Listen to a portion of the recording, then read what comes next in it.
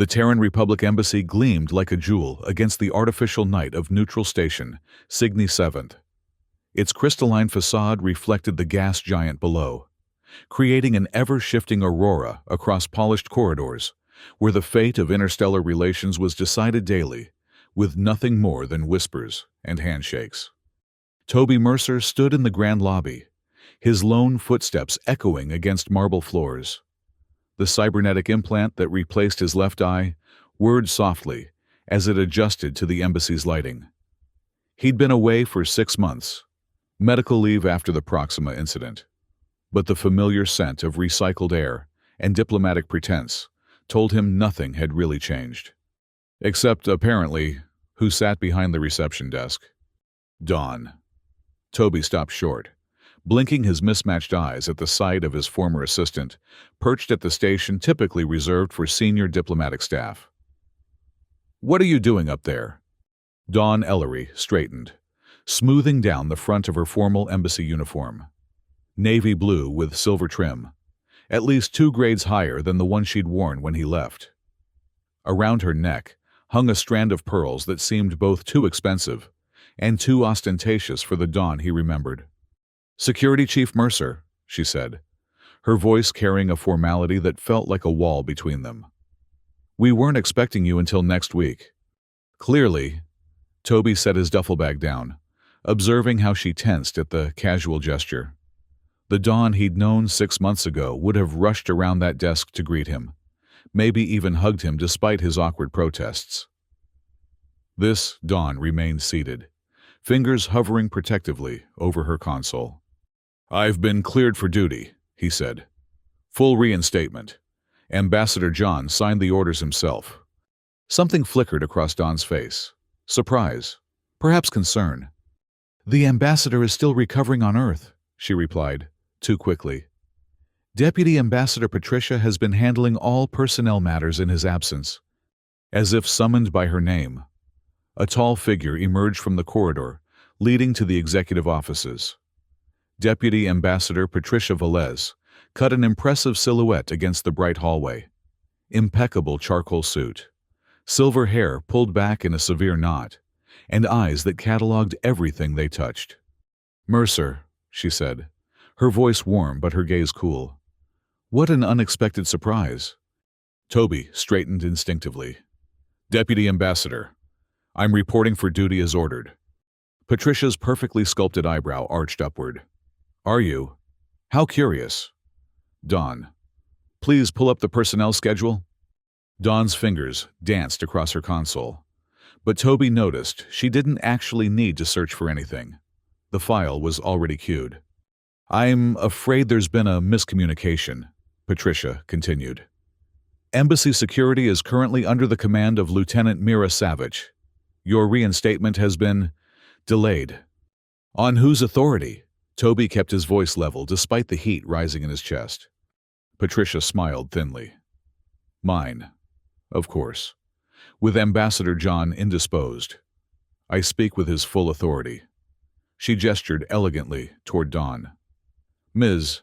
Ellery has been promoted to Junior Diplomatic Liaison in recognition of her exceptional service. The security division is being restructured." Toby's cybernetic eye focused, capturing Patricia's micro-expressions. Something was off. The slight tension in her jaw, the calculated placement of her body between him and the executive corridor.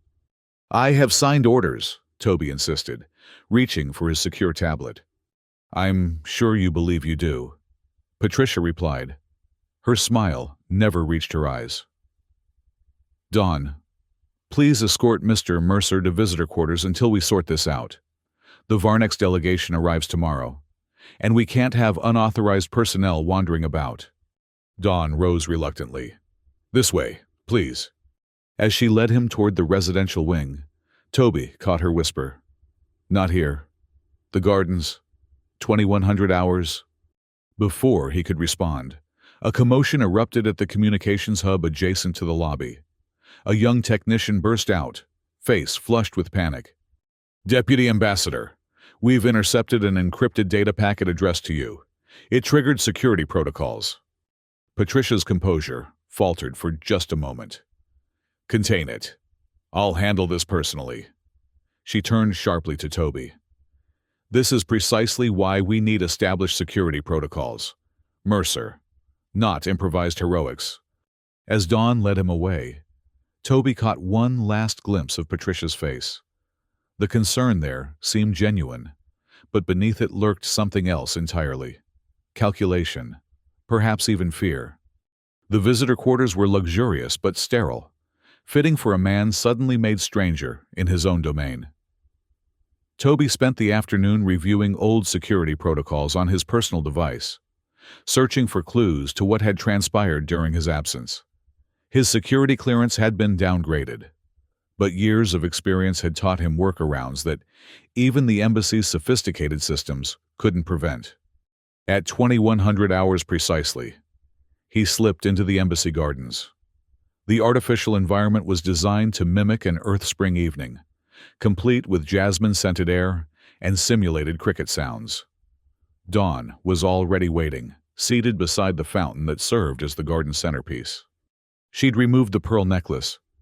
"You're late," she said, though he wasn't. "You're nervous," he countered, taking the seat beside her. The fountain provided white noise against embassy surveillance. It was an old spy trick, one he'd taught her himself. "I should be," Dawn said, her voice barely audible over the water. "Patricia has eyes everywhere. She's been consolidating power since Ambassador John left.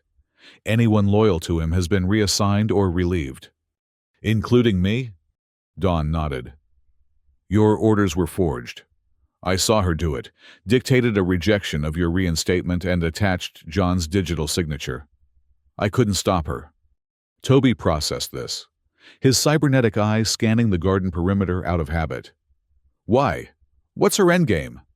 "The Varnex Summit. It's bigger than anyone's saying publicly. This isn't just another trade negotiation. It's about military access to the Cygni wormhole." Dawn leaned closer. "If the Varnex grant exclusive passage rights to Terra, we gain a strategic advantage over the Cortesian Alliance. Patricia stands to become the next ambassador if she pulls this off. And if someone were to disrupt the negotiations," Toby guessed. "They'd be labeled a traitor," Dawn confirmed. "Like you're about to be—" Toby went still. "Explain." "That data packet that came in. I glimpsed the contents before Patricia locked it down.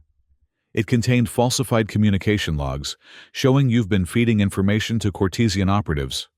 Her voice trembled slightly. "She's setting you up, Toby. She needs a scapegoat if the summit fails. And you're the perfect candidate. The damaged war hero with a cybernetic implant that could have been compromised." Toby's hand unconsciously rose to his artificial eye. The Proxima incident had cost him more than just his natural vision. It had cost him 6 months of his life and, apparently, his position. "Why are you telling me this?" he asked. "You've clearly done well under Patricia's leadership." Dawn's expression hardened. "Because she's wrong. And because when you pulled me out of that burning shuttle on Proxima, you didn't ask whose side I was on. You just saved me." She stood, straightening her uniform. "I might wear this new rank, but I haven't forgotten who earned it for me." "What about this Lieutenant Savage?" "Mira is good at her job, but she doesn't know the embassy like you do. She's following Patricia's directives without question." Dawn checked her communicator. "I need to go. The Varnex delegation arrives at 800. Patricia has assigned me as cultural attaché. I'll be with them throughout the summit." "Perfect," Toby said, mind already formulating a plan. "I need access to the security mainframe. Can you get Savick out of the office tomorrow?" Dawn considered this. "There's a pre-summit briefing at 1000 hours. All section heads are required to attend." "That'll work." Toby rose. "Dawn, watch yourself. If Patricia suspects you're helping me—" "I know." She offered a small smile that reminded him of the eager assistant he'd left behind. "That's why I borrowed her access codes while cataloging her personal correspondence last week." Toby felt a surge of pride. "You've learned well." I had a good teacher. Dawn turned to leave, then paused. Toby, whatever you find, be careful. This feels bigger than just Patricia's ambition. As she disappeared into the shadowed pathways of the garden, Toby remained by the fountain, watching the water catch and fracture the artificial light. 6 months ago, he would have confronted Patricia directly, military training overriding diplomatic subtlety. Now, he understood the embassy well enough to know that sometimes the most effective weapon was patience. Morning brought the carefully orchestrated chaos of the Varnex delegation's arrival. From his strategically chosen position near the service corridor, Toby watched the proceedings. The Varnex were imposing, tall, gaunt humanoids with iridescent skin that shifted colors with their emotions. Currently, most of the delegation shimmered in formal blues and purples, indicating diplomatic reserve.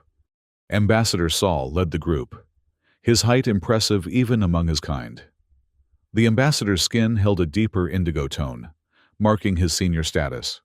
Patricia greeted them with practiced charm, her silver-tongued welcome echoing through the grand atrium.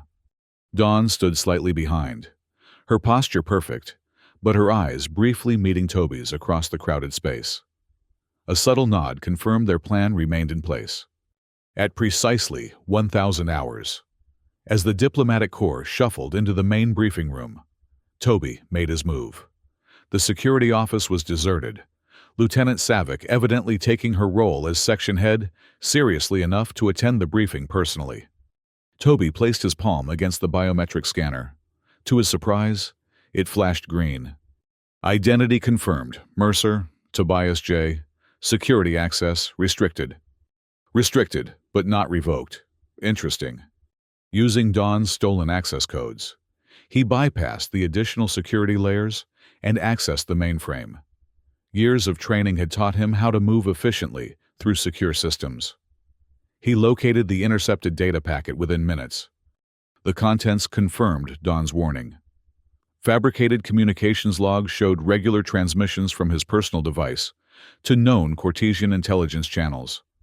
The forgery was sophisticated, but not perfect.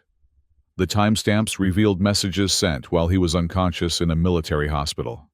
More concerning was what else he found. Modified embassy blueprints, highlighting secondary security systems, diplomatic dossiers with subtle alterations to personality profiles, and most damning, a complete schematic of the translation system to be used during the summit. Toby downloaded everything to a secure drive, then covered his tracks. He was about to leave when the door slid open. Lieutenant Mira Savick stood in the doorway, her hand hovering near her sidearm. She was younger than Toby had expected, with close-cropped dark hair and the focused intensity of someone with something to prove. "Chief Mercer," she said evenly, "you're in a restricted area." Toby straightened, falling back on years of military bearing. "Lieutenant, I was under the impression this was still my office." "That impression is incorrect." She stepped inside, allowing the door to close behind her. "Deputy Ambassador Patricia informed me of your situation." "Did she mention the forged evidence against me as well?" Toby countered. Savick's expression remained neutral, but her hand moved away from her weapon. "She mentioned you might make such claims. She also said you suffered neurological damage that might affect your judgment." "Then, check the evidence yourself," Toby challenged. "The data packet they intercepted yesterday. Review the timestamps. I was in surgery when I supposedly sent those transmissions." Something flickered in Savick's eyes. Professional curiosity overriding blind obedience. "That would require access I don't have." "But I do." Toby held up the secure drive. "What kind of security chief would you be if you didn't at least verify a potential threat?" Savick hesitated, then nodded once. "Show me." For the next 15 minutes, Toby walked her through the evidence. To his relief, Savick proved to be more interested in truth than politics. She asked pointed questions, verified his hospital records independently, and finally sat back with a troubled expression. "This doesn't make sense," she said. Why would the deputy ambassador fabricate evidence against you? Because I can't be controlled, Toby suggested. Or because she needs someone to blame if the summit fails. Or both, Savick concluded. She studied him with newfound respect. What's your next move? The translation system has been compromised, Toby explained. If I'm reading these schematics correctly, someone could trigger a catastrophic mistranslation during critical negotiations. Savick's eyes widened. That could collapse the entire summit. And with a convenient traitor already identified, no one would look deeper. Toby stood. I need access to that system before the formal reception tonight. Impossible, Savick replied. It's under diplomatic corps control, not security. Toby smiled grimly. Then it's fortunate I know someone in the diplomatic corps, isn't it? The formal reception for the Varnex delegation transformed the embassy's grand hall into a showcase of Terran culture. Crystalline chandeliers cast rainbow prisms across the gathered dignitaries. A string quartet played adaptations of classical pieces, modified to include harmonic structures, appealing to Varnex auditory preferences. Servers circulated with delicacies from both worlds. Dawn moved through the crowd with practiced ease, her new diplomatic training evident in how she navigated conversations between Terran officials and Varnex delegates. The pearl necklace had returned, complementing her formal attire. From across the room, Toby observed her subtle signals, a touch to the necklace indicating Patricia's location, a sip of champagne marking which Varnex delegates seemed most receptive. Lieutenant Savick had reluctantly provided him with a service uniform and temporary credentials identifying him as security support staff. It wasn't ideal, but it allowed him to move through the periphery of the gathering without drawing immediate attention. The translation system is housed in the interpreter's alcove, Savick murmured as she passed him, ostensibly checking security positions. Northeast corner. Patricia has stationed 2 of her loyalists there. Toby acknowledged the information with a barely perceptible nod. He needed a distraction. As if reading his thoughts, the perfect opportunity presented itself. Ambassador Saul approached Patricia, his iridescent skin shifting to formal purples, with undertones of cautious yellow. The Varnex equivalent of diplomatic skepticism. Deputy Ambassador. Saul's voice resonated at the precise frequency that human translators had determined most closely approximated his native speech patterns. We are most curious about Terran intentions regarding military presence near the wormhole aperture. Patricia smiled graciously. Ambassador, I assure you our interest is purely scientific and commercial. Perhaps we might discuss this more fully during tomorrow's closed session. The Varnex delegation's collective skin rippled with waves of deep blue disapproval. Ambassador Saul inclined his head. Transparency builds trust. Deputy Ambassador, among my people, reluctance to discuss matters openly suggests deception. Patricia's smile tightened. No deception intended, Ambassador. Merely a desire to give such important matters the focused attention they deserve. As the tense exchange continued, Toby made his way toward the interpreter's alcove. As expected, 2 security personnel stood at attention outside. Their stance and vigilance marked them as Patricia's people, not regular embassy security.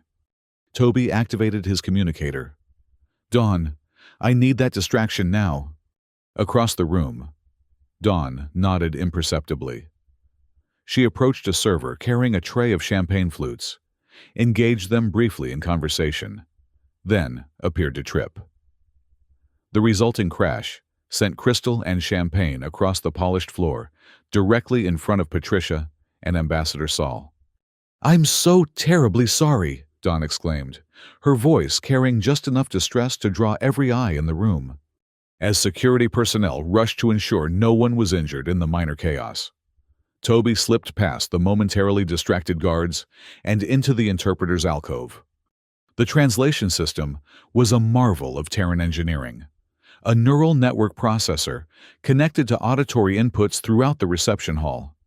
It captured speech in real time, processed cultural and linguistic nuances, and delivered perfectly calibrated translations through discrete earpieces worn by all attendees.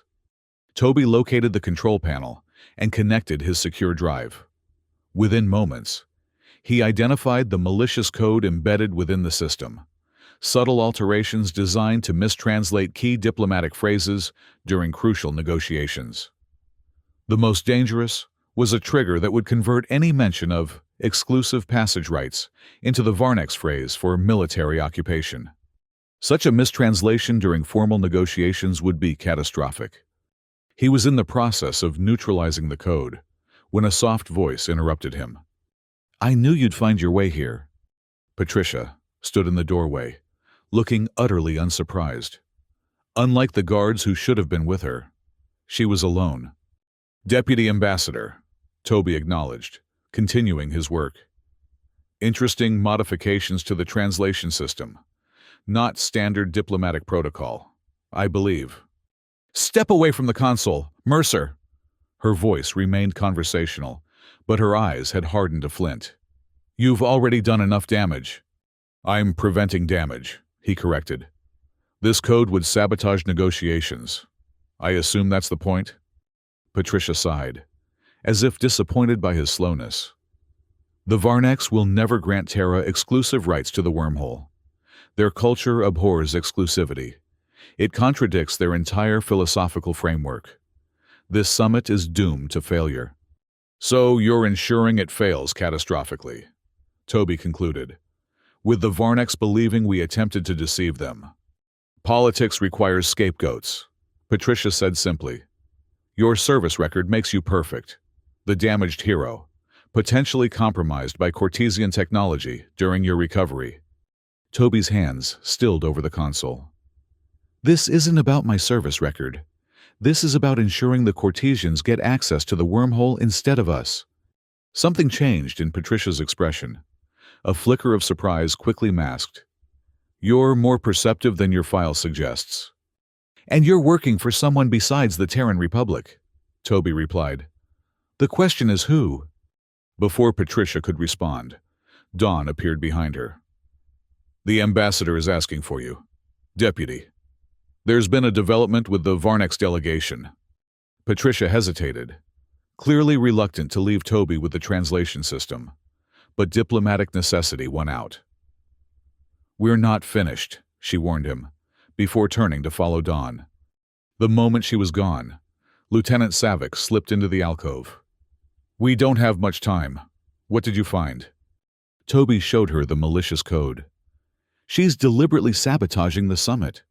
The question is why?" "Politics?" Savick suggested. "No," Toby shook his head. "This is too elaborate for simple career advancement. There's something else at play." He disconnected his drive after neutralizing the immediate threat. "We need to get ahead of her next move." They rejoined the reception, just as Patricia was concluding what appeared to be an intense conversation with Ambassador Saul. The Varnex's skin had darkened to a troubled indigo, with ripples of uncertain green. Dawn caught Toby's eye across the room and subtly touched her earpiece. The universal signal for communication problem. Understanding dawned. Patricia had noticed the neutralized code and was attempting damage control. Without the translation system compromised, she needed another way to derail the summit. The reception concluded an hour later with superficial pleasantries, masking growing tensions. As the guests dispersed, Toby intercepted Dawn in a quiet corridor. "What happened with Patricia and the ambassador?" he asked without preamble. Dawn glanced around to ensure they weren't overheard. She told him security had uncovered a potential threat to the delegation, a Terran operative working against the summit's success. Dawn's expression was grim. "She named you, Toby. The formal accusation comes tomorrow, during the opening session." "She's accelerating her timeline," Toby muttered. "We need to move faster." "There's more," Dawn added. "I've been reviewing the diplomatic correspondence from the past 6 months. Patricia has been in contact with a group calling themselves the Unified Directorate. They're not officially affiliated with any government. Private interests manipulating public policy. Toby translated. Do we know what they want? Control of the wormhole. Obviously, Don replied. But why they want Patricia to sabotage our negotiations with the Varnex, rather than help secure them? That part doesn't make sense yet. Toby's cybernetic eye whirred as he processed this new information. Unless failure is the goal, a diplomatic incident between Terra and the Varnex would create a power vacuum, one the Cortesians or another party could exploit. Don nodded slowly. The question is, how do we prove it before Patricia publicly accuses you of treason tomorrow? We don't, Toby decided. We let her make her accusation. Don stared at him. That's your plan? To let her label you a traitor in front of the entire delegation? Toby smiled grimly. Sometimes the best way to spring a trap is to step into it deliberately. The summit's opening session transformed the embassy's conference center into a formal diplomatic arena. Curved tables arranged in concentric half-circles faced a central podium. The Terran delegation occupied one side, the Varnex the other, with supporting staff positioned strategically throughout.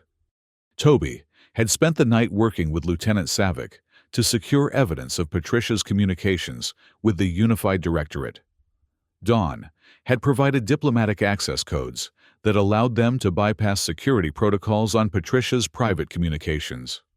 What they found confirmed their suspicions. Patricia had been promised a position of significant influence in whatever new administration emerged from the political fallout. Now, seated at the back of the Terran section as part of the security detail, Toby watched Patricia take the podium. She cut an impressive figure in her formal diplomatic attire, commanding, confident, the picture of Terran authority. Only someone watching closely would notice the subtle tension in her shoulders, the slightly too tight grip on the podium's edge. Distinguished delegates, honored guests, representatives of the Varnex Confederation. Patricia began, her voice carrying effortlessly through the chamber.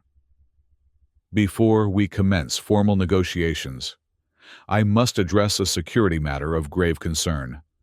The Varnex delegation's collective skin shifted to attentive yellows and cautious oranges. It is with deep regret that I must inform this assembly that we have uncovered evidence of treasonous activity within our own embassy. Patricia continued. An individual tasked with protecting these proceedings has instead been working to undermine them. Ambassador Saul leaned forward, his skin darkening. This is a serious accusation. Deputy Ambassador, whom do you implicate? Patricia's gaze found Toby. Former Security Chief Tobias Mercer recently returned from medical leave following injuries sustained in the Proxima incident. Evidence indicates his cybernetic implants were compromised during treatment, allowing Cortesian operatives access to secure embassy systems. Murmurs rippled through both delegations. Ambassador Saul's skin flushed a dangerous crimson. This is an outrage, the Varnex ambassador declared. If Terran security has been compromised, these negotiations cannot proceed in good faith.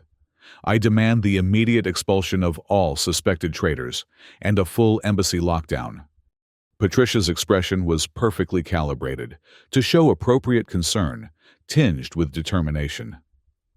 Ambassador Saul, I assure you. If I may address the assembly, Toby interrupted, rising from his seat. All eyes turned toward him. Patricia's composure slipped for just a moment, revealing genuine alarm. Security, remove this man, she ordered. Lieutenant Savick stood as well. With respect, Deputy Ambassador, as acting security chief, I believe Mr. Mercer has relevant information regarding this accusation. Dawn rose from her position near the Varnex delegation. The diplomatic corps would also recommend hearing all perspectives before proceeding. Deputy Ambassador. Patricia found herself momentarily outmaneuvered.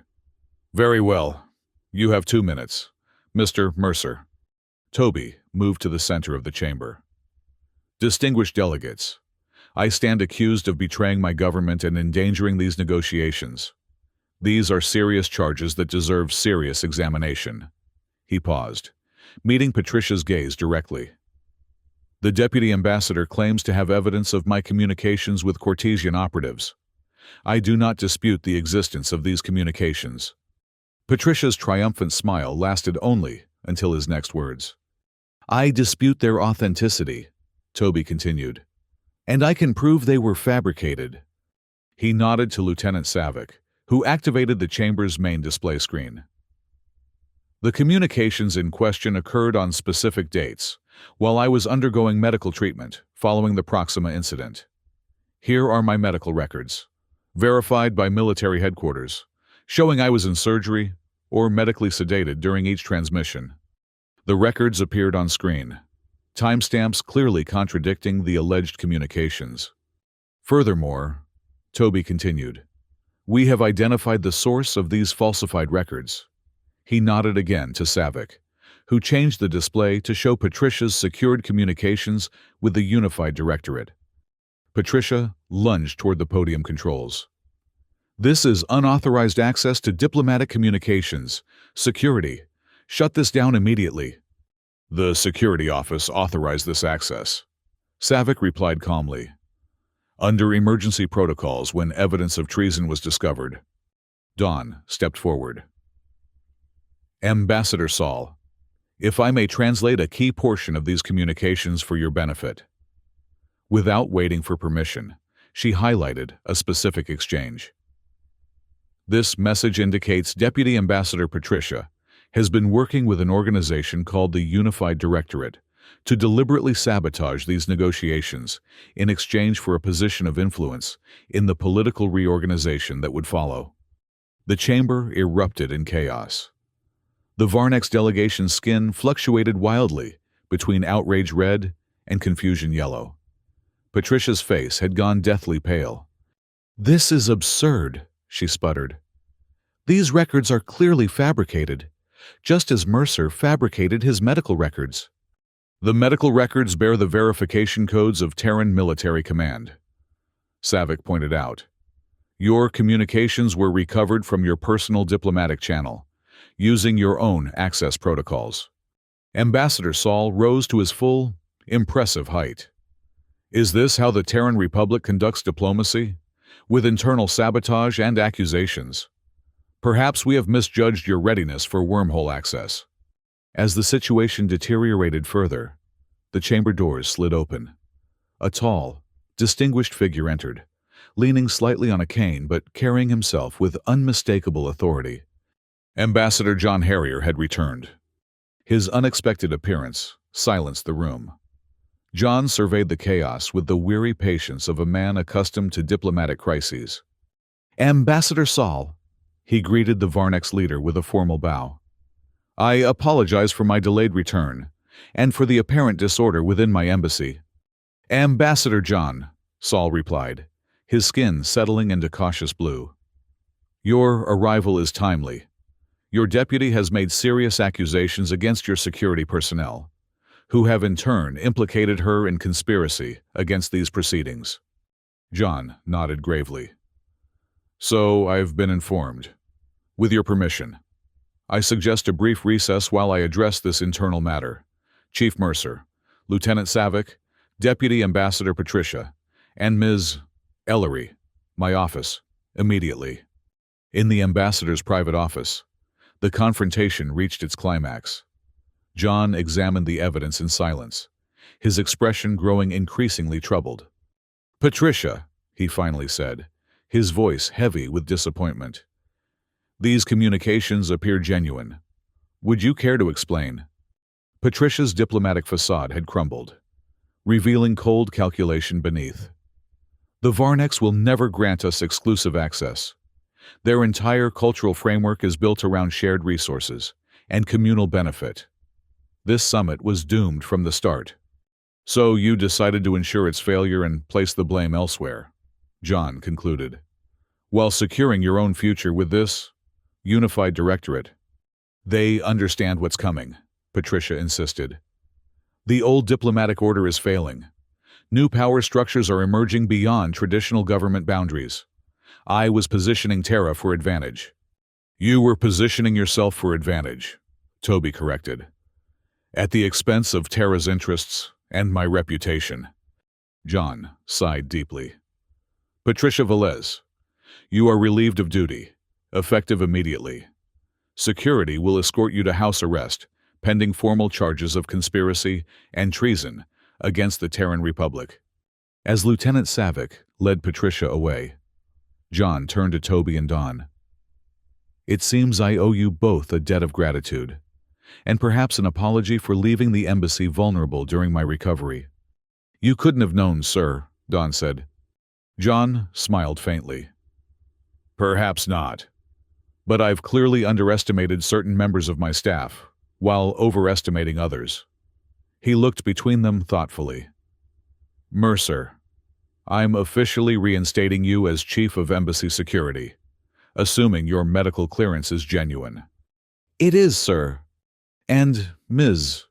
Ellery, John continued, your promotion to Junior Diplomatic Liaison will remain in effect, though I believe it was granted for the wrong reasons. Your actions these past days suggest you've earned it nonetheless. Dawn straightened, pride evident in her posture. Thank you, Ambassador. Now, John said, returning to his desk. We have a diplomatic crisis to salvage and a wormhole negotiation to salvage. Ideas? Toby and Dawn exchanged glances.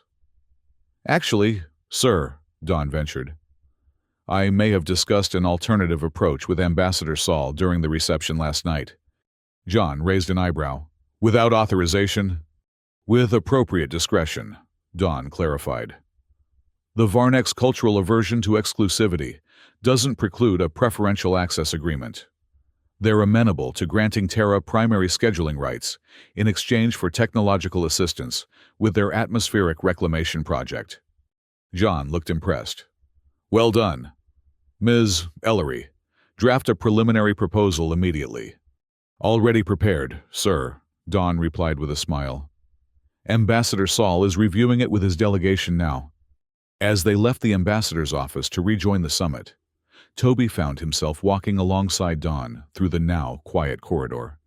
You never mentioned your conversations with Saul, he noted. Dawn shrugged. You never asked. After a moment, she added, Some of us had to learn diplomacy while you were away getting fancy new hardware. She gestured toward his cybernetic eye. Toby laughed, the first genuine laugh since his return. Fair enough. I'm still trying to decide if this thing is a gift or a liability. Depends on how you use it, Dawn replied. Like most tools. They paused at the entrance to the conference center, the sounds of resuming diplomatic discussions filtering through the doors.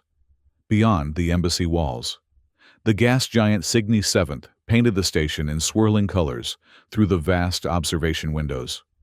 We make a good team, Toby said quietly. I missed that while I was away. Dawn's expression softened. I did too. It wasn't the same here without you questioning every protocol and irritating every diplomat. I don't irritate every diplomat, Toby protested with mock indignation.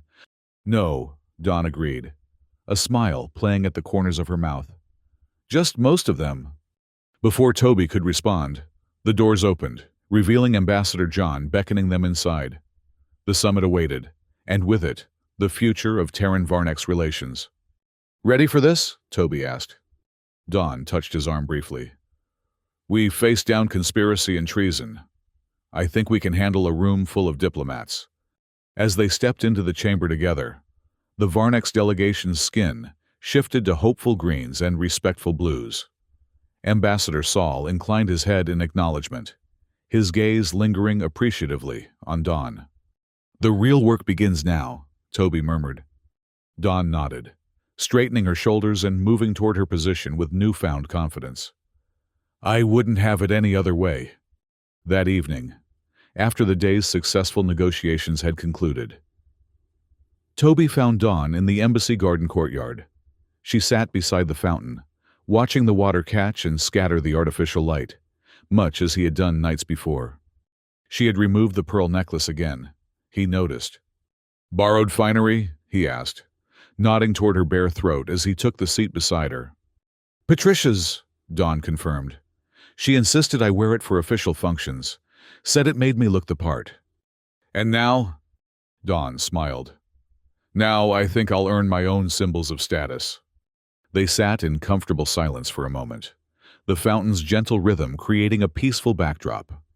Ambassador John has approved my security overhaul proposal, Toby finally said. Complete systems upgrade, new protocols, additional personnel. Lieutenant Savick will be my second in command. She proved herself, Dawn agreed. Quick to recognize the truth when presented with evidence. A valuable quality in our line of work. Toby turned slightly to face her. John also mentioned you'll be leading the ongoing Varnex Cultural Exchange Initiative. Dawn nodded, a hint of color touching her cheeks. Ambassador Saul specifically requested me. Apparently, my diplomatic approach aligns with Varnex values. Smart man, Toby said. Or whatever the appropriate term is for a Varnex. Perceptive being, Dawn supplied automatically, then laughed at herself. Sorry, the diplomatic training is apparently sticking. Good, Toby said sincerely. You've found your calling, I think. Dawn studied him for a moment. What about you? Found yours yet? Toby considered this, his cybernetic eye whirring softly as it adjusted to the garden's changing light patterns. I thought I had... in the Marines. Then I thought it was embassy security. He shrugged. Now I'm not sure, but I know I'm where I need to be right now. Working with impossible diplomats and thwarting conspiracies, Dawn teased. Working with you, Toby corrected quietly. The admission hung between them, neither entirely professional nor entirely personal. Dawn's expression softened, surprise giving way to something warmer. Well, she said finally, given our respective new positions, it seems we'll be doing quite a lot of that. I look forward to it, Toby replied. Above them, through the embassy's transparent dome, the gas giant Cygni 7 painted the night with swirling storms of amber and violet. Somewhere beyond it lay the wormhole, a gateway to new possibilities and, perhaps, new threats. Whatever came through, Toby knew the embassy would face it as they had faced Patricia's betrayal, together, with integrity intact. Dawn stood, smoothing her uniform in a gesture that reminded him of their first encounter upon his return. Though now, it seemed a lifetime ago. Tomorrow's briefing is at 800, she said, slipping back into professional mode. The Varnex are eager to formalize the preferential access agreement. Toby nodded, rising as well. I'll have the updated security protocols ready. They walked together toward the residential wing, their steps falling naturally in sync. No further words were needed. The understanding between them had evolved beyond former boss and assistant into something new. Equals, partners in the complex dance of interstellar diplomacy. As they reached the junction where their paths would diverge, Dawn paused. Good night, Chief Mercer. Toby smiled. Good night, Diplomatic Liaison Ellery. They parted ways, each to their separate quarters. But Toby felt certain their paths would continue to converge in the days ahead. The embassy and the broader Terran Republic faced uncertain times. The unified directorate remained a shadowy threat. Patricia's co-conspirators were still at large, and the delicate balance of interstellar relations required constant vigilance. But for tonight, at least, the embassy was secure, and for Toby Mercer, that was enough.